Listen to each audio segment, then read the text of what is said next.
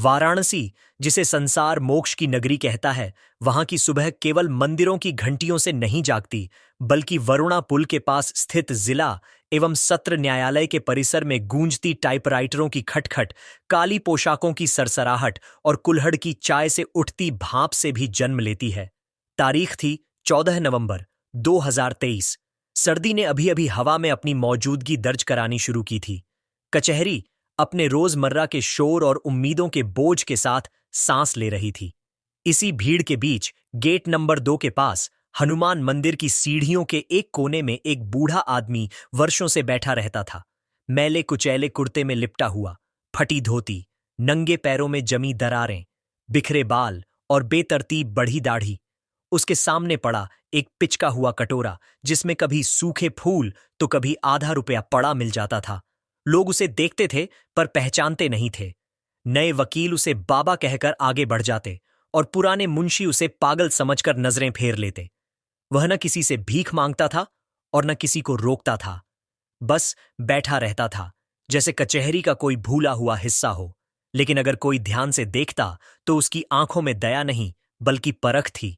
वह रोज ठीक 10 बजे न्यायाधीशों की गाड़ियों को देखता, वकीलों के चेहरों को पढ़ता और फाइलों की आवाजाही को समझता।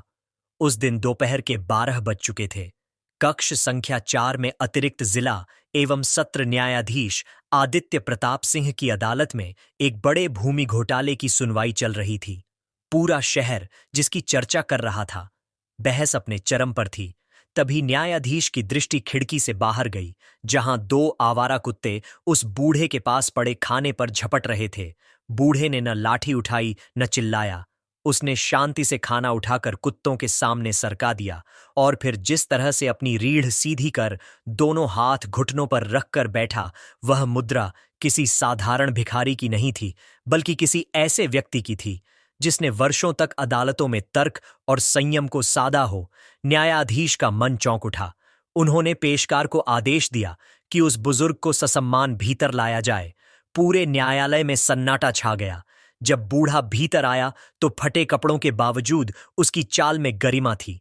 उसने प्रवेश करते ही न्यायाधीश की कुर्सी को वैसे ही नमन किया जैसे कोई अनुभवी अधिवक्ता करता है। पूछने पर उसने माय लॉर्ड कहकर उत्तर दिया। यह शब्द उसके मुंह से ऐसे निकला जैसे वर्षों से रचा बसा हो।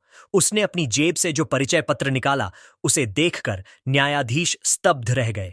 वह उत्तर प्रदेश बार परिषद का पहचान पत्र था, जिस पर नाम लिखा था वरिष्ठ अधिवक्ता श्याम नारायण तिवारी। तारीख 1982।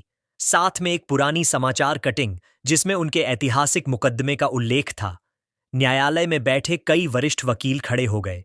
श्याम नारायण तिवारी ने बताया कि वे कभी इसी कचहरी की शान थे, लेकिन पुत्र मोह में उन्होंने अपने बेटे मोहन के अपराध अपने ऊपर ले लिए थे। बेटे ने धोखाधड़ी कर करोड़ों रुपये लोगों से ठगे, कागजात पिता के नाम पर बनवाए और जब कानून ने शिकंजा कसा तो पिता को आगे कर दिया। एक पिता ने वकील नहीं बनकर अपराध स्वीकार कर लिया, जेल गए, संपत्ति कुर्क हुई और जब सज्जा काट कर लौटे तो बेटा सब बेचकर विदेश भाग चुका था। बीते 7 वर्षों से वे उसी मंदिर की सीढ़ियों पर बैठकर कानून और कर्म दोनों का इंतजार कर रहे थे। न्यायाधीश की आंखें भर आईं। उन्होंने तत्काल मामले को पुनः खोलने का आदेश दिया। विशेष जांच दल गठित हुआ। अंतर्राष्ट्रीय स्तर पर खोज शुरू हुई और 3 महीनों के भीतर मोहन को दुबई से गिरफ्तार कर भारत लाया गया। 12 मार्च 2024 को उसी अदालत में फैसला सुनाया गया। मोहन को धोखाधड़ी, जालसाजी और माता पिता के उत्पीड़न के अपराध में 10 वर्षों के कठोर कारावास की सजा मिली।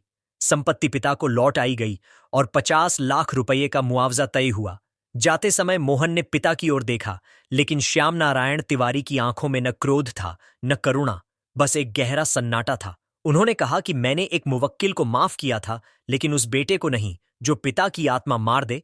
उस दिन मंदिर की सीढ़ियां तीर्थ बन गईं और वाराणसी ने फिर से देखा कि सत्य देर से सही पर हारता नहीं और जो माता पिता का अपमान करता है वह चाहे कितना भी धनवान क्यों ना हो, भीतर से सबसे बड़ा भिखारी होता है।